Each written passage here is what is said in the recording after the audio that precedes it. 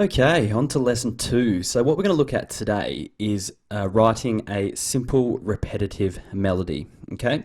So the way we do that is we're first going to make a new MIDI track. So insert, right click on the track, the chords track, and go insert MIDI track.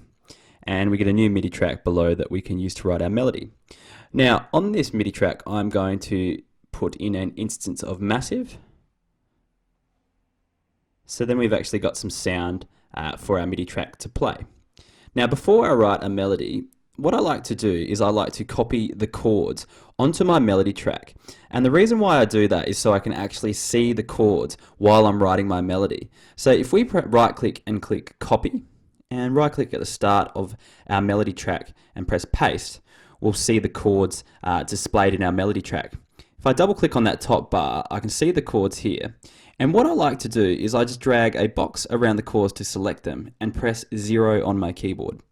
And what that does is it actually disables the MIDI notes, but we can still see them. So they won't play, but we can see our chord notes, okay?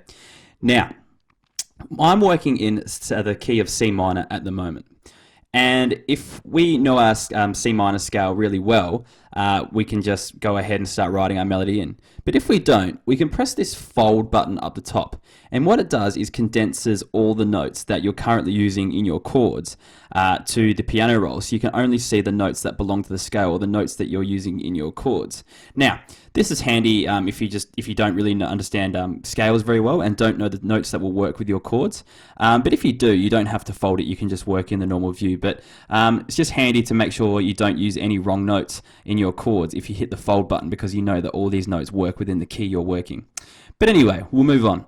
So from the chords, I like to build my from the melody, I like to build my melody above the chords because you don't really want them to be in the same voice, so the same, I guess, range on like a keyboard, because they'll overlap each other and be harder to hear.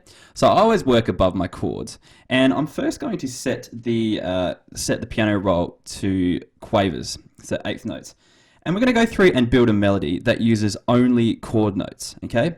So if we see down the bottom, each bar has a different chord, and we're only going to use notes from the chord of each bar for our melody. So I'm just going to go ahead and click in a bit of a random melody. Now if we press this blue button at the top, we can actually hear our notes as we put them in. So at random, I'm going to put this note in, that's part of the key. So if we look down the, part of the chord, if we look down there, we've got our E flat.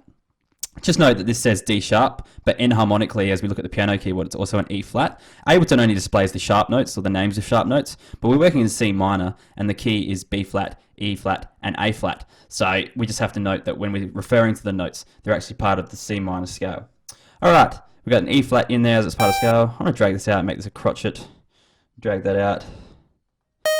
And let's just keep clicking notes in. And just using chord notes. So let's play this first bar I've come up with.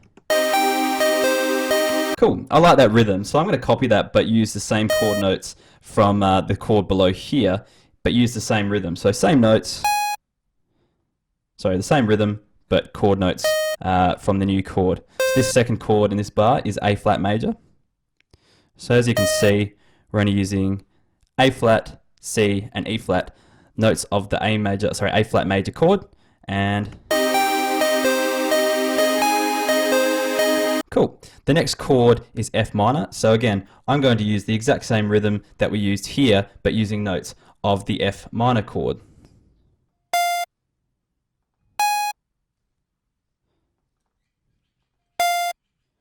And clicking notes in, back to the F. So now we've got a really repetitive melody using the same rhythm in each bar, but different chord notes.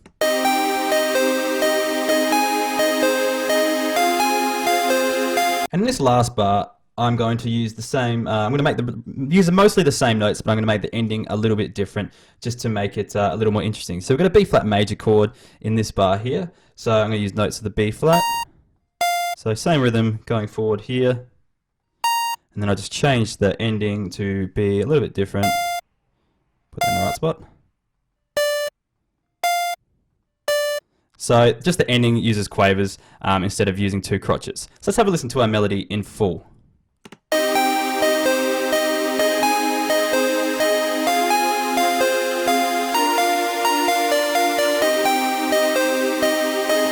Okay, so in each bar we are using chord notes from each bar, and just to create a very simple melody in that way.